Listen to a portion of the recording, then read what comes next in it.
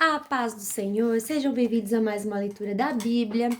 E hoje nós vamos terminar de ler o livro de Esther, ok? Vamos ler os capítulos 5, 6, 7, 8, 9 e 10. São vários capítulos, só que eles são mais curtos, tá bom? Então, ó, a gente vai terminar de ler o livro de Esther hoje. Vamos lá então. Esther convida o rei e a Amã para um banquete. No terceiro dia de jejum, Esther se vestiu com as suas roupas de rainha. Foi e ficou esperando no pátio de dentro do palácio, em frente do salão nobre do rei. Ele estava lá dentro, sentado no trono, que ficava em frente da porta do pátio. E, quando ele viu a rainha Esther esperando lá fora no pátio, teve boa vontade para com ela e estendeu-lhe o seu cetro de ouro. Esther entrou, chegou perto dele e tocou na ponta do cetro. E o rei perguntou: O que está acontecendo, rainha Esther? O que você deseja? Peça o que quiser, que eu lhe darei, mesmo que seja metade do meu reino. Esther respondeu: Se for do seu agrado, eu gostaria de convidar o senhor e Amã para um banquete que estou preparando hoje para o senhor. Aí o rei ordenou: Digam a Amã que venha depressa, para que nós aceitemos o convite de Esther. Assim, o rei e Amã foram ao banquete que Esther havia preparado. Quando estavam bebendo vinho, o rei perguntou a Esther: Qual é o seu pedido? Peça o que quiser, que eu lhe darei mesmo que seja metade do meu reino. Esther respondeu: É o seguinte: se eu puder me valer da bondade do rei, e se for do seu agrado atender o meu pedido, gostaria de convidar o senhor e Amã para outro banquete, que eu vou preparar amanhã para os dois. Aí lhe direi o que eu quero. O plano de Amã contra Mordecai. Amã saiu do banquete alegre e feliz da vida. Porém, quando chegou perto da entrada do palácio, ele encontrou Mordecai ali e ficou furioso porque Mordecai não se curvou diante dele, nem fez qualquer outro sinal de respeito. Mas ele se controlou e voltou para casa. Então mandou chamar os amigos e pediu que Zeres, a sua mulher, também viesse. Amã começou a falar da sua riqueza, do número de filhos que tinha, das promoções que havia recebido do rei e como agora ocupava a mais alta posição do reino. Acima de todos os outros ministros e funcionários. E continuou: Além de tudo isso, eu fui a única pessoa que a rainha Esther convidou para acompanhar o rei ao banquete que ela preparou para ele. E ela também me pediu que eu fosse com ele a outro banquete amanhã. Mas tudo isso não me vale nada enquanto eu continuar vendo Mordecai, aquele judeu, sentado na entrada do palácio. Aí a mulher dele e todos os amigos deram a seguinte sugestão: Mande fazer uma forca de uns 20 metros de altura e amanhã de manhã peça ao rei que mande enforcar Mordecai. Então você poderá ir feliz com o rei ao banquete. Amã gostou da ideia e mandou construir a forca. Capítulo 6. A vitória de Mordecai. Naquela mesma noite, o rei não conseguiu pegar no sono, então mandou buscar o livro em que se escrevia o que acontecia no reino e ordenou que os seus funcionários lessem para ele. A parte que leram contava como Mordecai tinha descoberto o plano para matar o rei, plano este preparado por Bigtan e Teres, os dois eunucos que eram guardas do palácio. Aí o rei perguntou: Que homenagens foram prestadas e que prêmios foram dados a Mordecai por ter feito isso? Nada se fez a respeito, responderam os funcionários. Justamente nesse instante, Amon entrou no pátio que ficava ao lado dos quartos do rei para lhe pedir que mandasse enforcar Mordecai na forca que ele, Amon, havia mandado construir. O rei perguntou: Quem está no pátio? É Amã, responderam os servidores. Mandem que entre, ordenou o rei. Amã entrou e o rei lhe disse: Eu quero ter o prazer de prestar homenagens a um certo homem. Diga-me, o que devo fazer por ele? Amã pensou assim: Quem será esse homem a quem o rei quer honrar? É claro que sou eu. E Amã disse ao rei: Mande trazer as roupas que o senhor usa e também o cavalo que o senhor monta, e mande colocar uma coroa real na cabeça do cavalo. Então, entregue as roupas e o cavalo a um dos mais altos funcionários do reino e ordene que ele vista as roupas no homem que o senhor deseja honrar. Depois que ele leve um homem montado a cavalo pela praça principal da cidade e que diga em voz alta o seguinte: É isto que o rei faz pelo homem a quem ele quer honrar. Então o rei disse a Amã: Vá depressa e pegue as roupas e o cavalo e faça com o judeu Mordecai tudo o que você acaba de dizer. Ele costuma ficar sentado na entrada do palácio. Não deixe de fazer nenhuma das coisas que você disse. Amã foi, Pegou as roupas e o cavalo e vestiu as roupas em Mordecai. Depois levou Mordecai montado a cavalo pela praça principal da cidade e disse em voz alta: É isto que o rei faz pelo homem a quem ele quer honrar. Depois disso, Mordecai voltou para a entrada do palácio, enquanto que Amã, envergonhada e triste, correu para casa, escondendo o rosto. Contou à esposa e aos amigos tudo o que tinha acontecido com ele. Então, ela e os seus amigos, que eram tão sabidos, disseram: Você já começou a perder a luta com Mordecai. Ele é judeu e você não vai ganhar do jeito nenhum. Você vai perder na certa. Eles ainda estavam falando quando os eunucos que estavam a serviço do rei chegaram e levaram a mãe imediatamente ao banquete que Esther tinha preparado. Capítulo 7. Amã é morto. Portanto, o rei e Amã foram de novo ao banquete da rainha Esther. E novamente, enquanto bebiam vinho, o rei perguntou a Esther: Qual é o seu pedido? Peça o que quiser que eu lhe darei mesmo que seja metade do meu reino. Ela respondeu: Se eu puder me valer da bondade do rei, se for de seu agrado, a única coisa que eu quero é que o Senhor salve a minha vida e a vida do meu povo, pois o meu povo e eu fomos vendidos para sermos destruídos e mortos. Se fosse somente o caso de sermos todos vendidos como escravos, eu não diria nada, pois não seria justo incomodar o Senhor por causa de uma desgraça tão sem importância como esta. O rei Xerxes perguntou à rainha: Quem é o homem que está pensando em fazer isso e onde está ele? O nosso inimigo e perseguidor é Amã, este homem perverso, respondeu Esther. Cheio de medo, Amã ficou olhando para o rei e para a rainha. O rei saiu furioso do salão de banquetes e foi para o jardim. Amã percebeu que o rei havia resolvido castigá-lo, e por isso ficou no salão para pedir à rainha que salvasse sua vida. Ele se jogou no sofá onde Esther estava para pedir misericórdia. E nesse instante o rei voltou do jardim. Quando viu Amã, o rei disse: Será que ele pretende desonrar a rainha aqui no meu palácio e na minha frente? Assim que o rei acabou de falar, os seus servidores particulares cobriram a cabeça de Amã.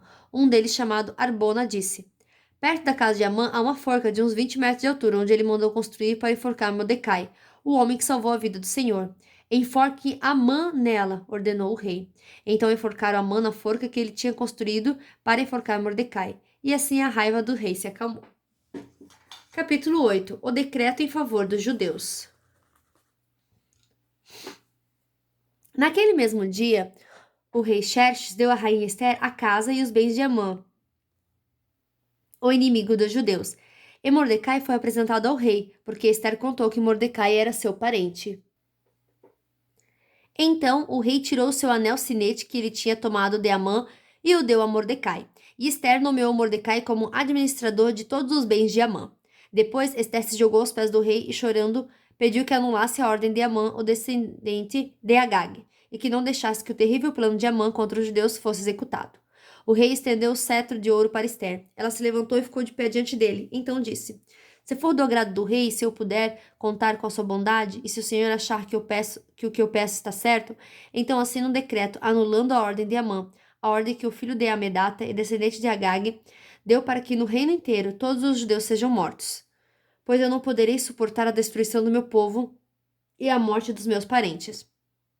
E o rei Xerxes disse à rainha Esther e ao judeu Mordecai: Eu mandei enforcar Amã por causa do plano que ele havia feito para matar os judeus, e dei todos os seus bens a Esther. Mas uma ordem dada em nome do rei, carimbada com o anel real, não pode ser anulada.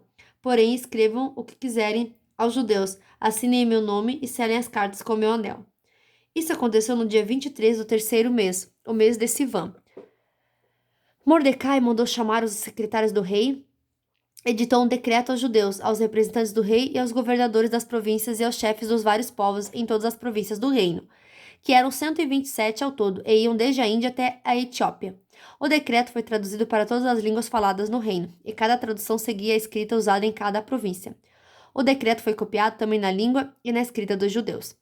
As cartas foram escritas em nome do rei, carimbadas com o anel real e levadas por mensageiros montados em cavalos, criados nas estrebarias do rei. Nas cartas, o rei dava autoridade aos judeus de todas as cidades do reino para se organizarem e se defenderem contra qualquer ataque. Se homens armados de qualquer povo ou qualquer província do reino atacassem os judeus, estes podiam combatê-los e matá-los. Podiam acabar com todos os seus inimigos, até mesmo as mulheres e as crianças, e ficar com seus bens. Em todas as províncias, os judeus tinham ordem para fazer isso no dia marcado para a matança, isto é, o dia 13 do 12º mês e o mês de Adar.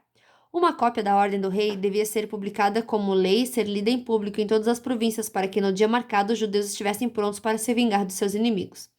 O rei deu a ordem e os mensageiros montaram cavalos ligeiros da estrebaria real e saíram depressa. O decreto foi lido em público também em Suzã, a capital. Mordecai saiu do palácio usando uma roupa real azul e branca, com uma grande coroa de ouro na cabeça e uma capa vermelha de linho fino. Todos os moradores da cidade de Suzã ficaram muito contentes e soltaram gritos de alegria. E para os judeus brilhou a luz da felicidade, da alegria e da vitória. Em todas as cidades do reino onde foi lida a ordem do rei, os judeus ficaram felizes e se alegraram e comemoraram com festas e banquetes. Além disso, entre os vários povos do reino, muitos se tornaram judeus, pois agora estavam com medo deles. Capítulo 9.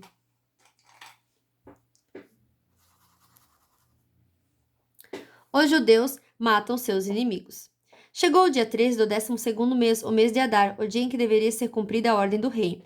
Era o dia em que os inimigos dos judeus esperavam dominá-los, mas o que aconteceu foi o contrário. Os judeus derrotaram seus inimigos. Em todas as cidades do reino havia judeus. Eles se reuniram para atacar os que queriam matá-los. Ninguém podia resistir aos seus ataques, pois todos estavam com medo deles. Todos os oficiais da província, isto é, os chefes dos vários povos, os representantes do rei e os governadores das províncias ajudaram os judeus, pois tinham medo de Mordecai. A fama dele se havia espalhado pelo reino inteiro e todos sabiam que ele tinha muita autoridade no governo. E o poder de Mordecai ia aumentando cada vez mais. Portanto, os judeus fizeram com os seus inimigos o que queriam. Mataram todos com as suas espadas, não deixaram ninguém escapar. Em Suzã, a capital, eles mataram 500 homens. Mataram também os 10 filhos de Amã, filho de Amedata, o inimigo dos judeus. Os nomes deles eram Persandata, Dalfão, Aspatá, Porata, Adalias, Aridata, Parmasta, Arizai, Aridai e Vaizata. Mas os judeus não ficaram com os bens deles. Naquele mesmo dia, o rei foi informado de quantas pessoas haviam sido mortas em Suzã. Então disse a Ester: Aqui em Suzã, os judeus mataram 500 homens e também os 10 filhos de Amã.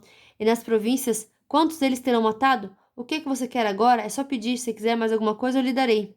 Ester respondeu: Se for do agrado do rei, dê autorização aos judeus de Suzã para fazer amanhã o mesmo que tinha ordem para fazer hoje. E peço também que os corpos dos 10 filhos de Amã sejam pendurados em forcas. O rei concordou e mandou ler a autorização em público em Suzã, e os corpos dos 10 filhos de Amã foram pendurados em forcas. No dia 14 do mês de Adar, os judeus de Suzã se reuniram e mataram mais 300 homens na cidade, mas não ficaram com os bens deles. No dia 13 do mês de Adar, os judeus das províncias se reuniram e se defenderam. Mataram 75.000 inimigos, e assim se livraram de todos os que os odiavam, mas não ficaram com os bens dos mortos. No dia 14, eles descansaram e comemoraram com banquetes e festas.